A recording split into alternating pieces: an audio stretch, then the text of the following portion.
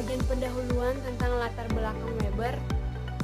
Max Weber atau sosiolog Jerman tertarik pada hubungan antara agama Protestan, khususnya Calvinisme atau Puritanisme, dan perkembangan kapitalisme di Eropa Barat. Dalam The Protestant Ethic and the Spirit of Capitalism juga tahun 1904 sampai 05, ia menyuguhkan tesis bahwa nilai-nilai agama tertentu mendorong lahirnya spirit kapitalisme modern. Yang kedua yaitu hubungan agama dan perilaku ekonomi, di mana Weber juga menegaskan bahwa budaya dan nilai agama itu nyata-nyata memengaruhi perilaku ekonomi seperti etos kerja, sikap hemat, dan disiplin diri yang penting dalam dinamika ekonomi modern. Pemahaman ini menunjukkan bahwa perkembangan ekonomi modern tak dapat dilepaskan dari pengaruh nilai-nilai budaya dan juga agama. Max Weber dan teori etika protes ini juga ada beberapa. Yang pertama ada panggilan ilahi atau Beruf, inspirasi dari Martin Luther bahwa setiap pekerjaan duniawi bukan sekedar mata pencarian, melainkan panggilan Tuhan untuk mengabdi melalui aktivitas profesional. Yang kedua, asketisme secara duniawi. Calvinisme menekankan bahwa kerja keras, hidup sederhana, hemat, dan disiplin diri sebagai bentuk asketisme dalam dunia, bukan menolak dunia tapi melainkan mengendalikannya. Sikap ini juga membuat akumulasi modal menjadi memungkinkan karena uang tidak untuk konsumsi mewah melainkan disimpan dan diinvestasikan kembali. Yang ketiga, predestinasi dan kecemasan keselamatan. Calvinisme meyakini bahwa takdir keselamatan sudah ditentukan. Manusia tidak tahu secara pasti siapa yang terpilih. Ketiadaan kepastian spiritual memunculkan kecemasan. Umat pun merasa perlu menekankan bahwa itu tanda keselamatan dan sering melihatnya melalui kesuksesan ekonomi. Bagian 4, kapitalisme. Spirit kapitalisme ini juga menurut Weber adalah sikap rasional untuk terus mencari keuntungan sebagai tujuan moral, bukan sekedar kebutuhan hidup. Misalnya menyetir Benjamin Franklin yang berkata bahwa time is money, dan menghubungkan kesuksesan finansial dengan kesalahan moral dan juga spiritual. Yang kelima, resonansi dan munculnya kapitalisme. Nilai-nilai Calvinis ini juga menciptakan afinitas elektif dengan mekanisme kapitalis yang menekankan sistem, kalkulasi, dan efisiensi.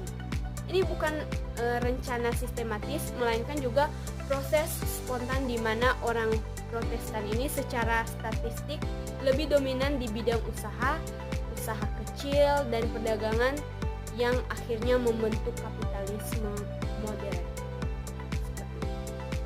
Nah, kita lanjut di bagian etika Protestan. Etika Protestan mengedepankan beberapa nilai utama.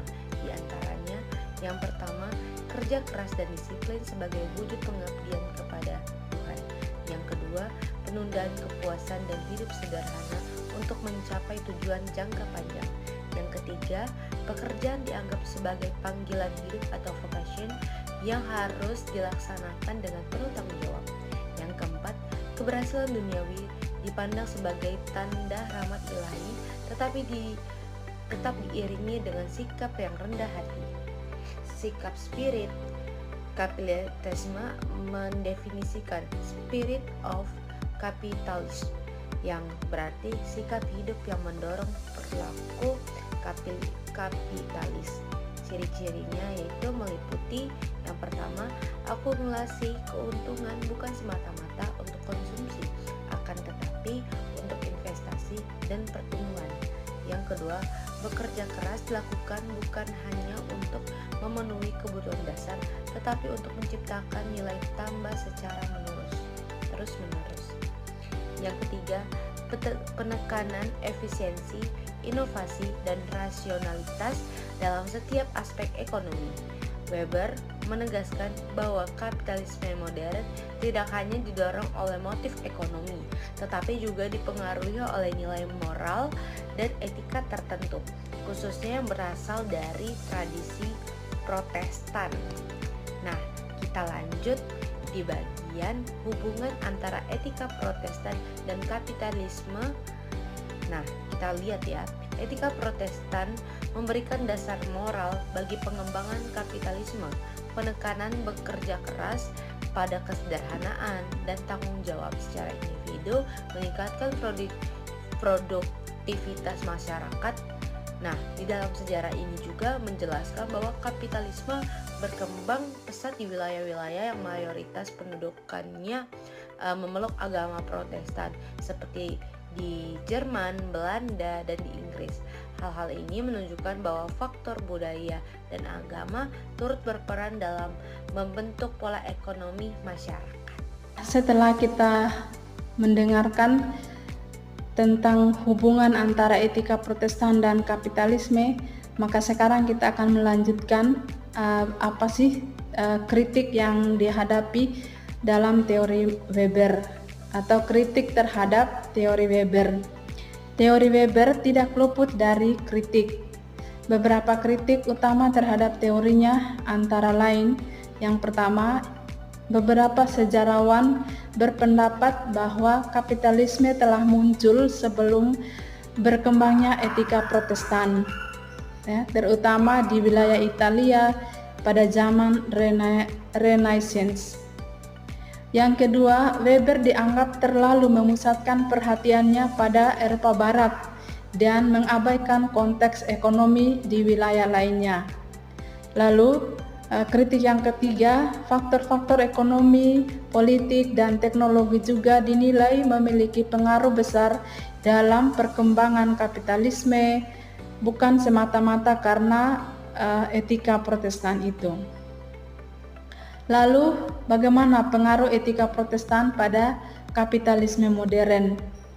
Meskipun mendapat banyak kritik, pengaruh etika Protestan masih dapat dirasakan dalam kapitalisme modern.